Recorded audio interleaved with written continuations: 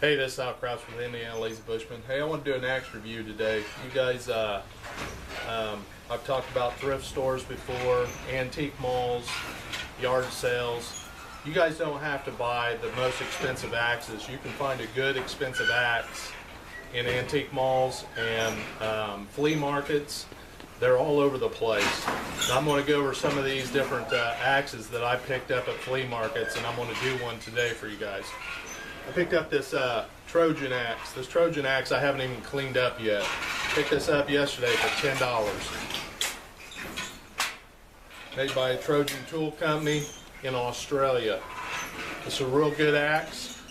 It's just as good as the Swiss axes that you buy out there. And this is a small forest axe. Something that I'm going to be carrying in my backpack. I picked up this Swiss-made camp axe, 1 1/4 pound, made in Switzerland. Right there it says it. Picked this up at an antique mall for $7, and you're going to see the before shots of this before I cleaned this up and put a new handle on it. So I got $7 in the axe and I got $3 in the handle, with a total of $10 for a Swiss-made axe.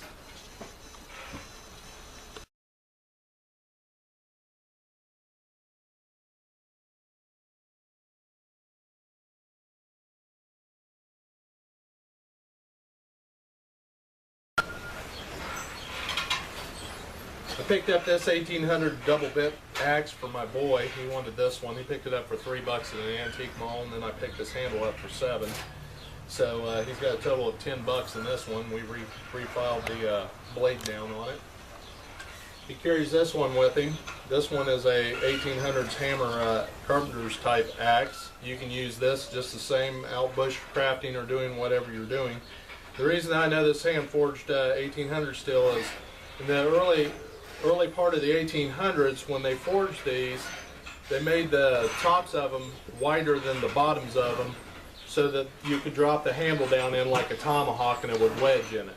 This one he wanted the modern day handle, so we had to modify it, and I had to grind this down quite a bit to get it to fit in here, and then I epoxied the top on it. This was the handle that was on that axe before I redid it. Today I'm going to do one for you guys and show you how simple it is. I'm going to take and modify this 1800s head that I picked up for $5 at a thrift store. It's got a perfect good edge on it. I'm going to grind this part down here and level this off. You can use a belt sander, a body grinder, a file, whatever you got around the house. And the difference I'm going to do with this one is I'm going to take a boy's axe handle and modify this to make this the size of a forest axe. Once you have your handle seated in this, you want to soak it in linseed oil, which will swell it and it'll waterproof it and keep your top of your head from rotting. Then you can add your epoxy if you wish to do that, or just your wedge, whichever you decide to do. I like using epoxy. So I'll get back to you as soon as I get done grinding this off. Alright, I'm back. Took me about 10 minutes to clean up this edge on this, where somebody had been using it as a hammer on the back. And I rounded the pulls a little bit so that I can use this one here for butchering or carrying in my backpack. Now we're going to install the handle on it.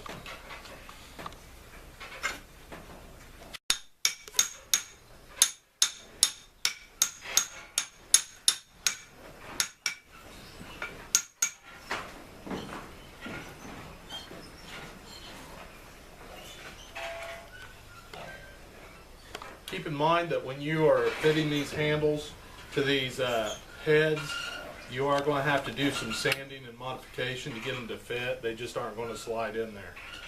Now we're going to install the wedge. The wedge won't go all the way down. You end up having to cut it off.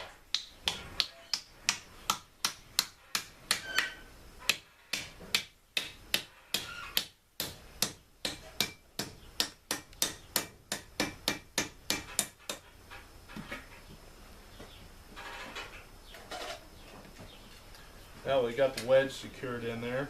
I'll take my Baco saw and I'm going to cut it down.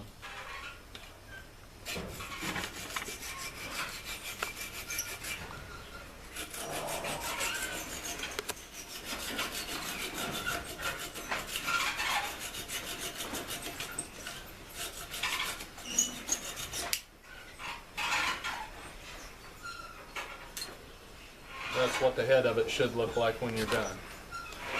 Now I'm going to take and soak this in linseed oil for a day, and then I'll get back to you guys when this is finished. I'll show you the finished product later on in the later video. Thanks for watching. That's my axe review. Alright, here's this 1800s axe that I put in the handle. As I told you, I soaked it in linseed oil overnight, and what that does is that soaks up into the handle and keeps the wood from rotting. I polished this this side of the steel here, as you can see in the video. She'll get a close-up of that, what it looks like after you polish it. You can polish it with emery cloth. There's various type of polishes and stuff that you can do. You don't have to have equipment to do it. I've got some equipment that I use on this type stuff, but you can hand polish this stuff out.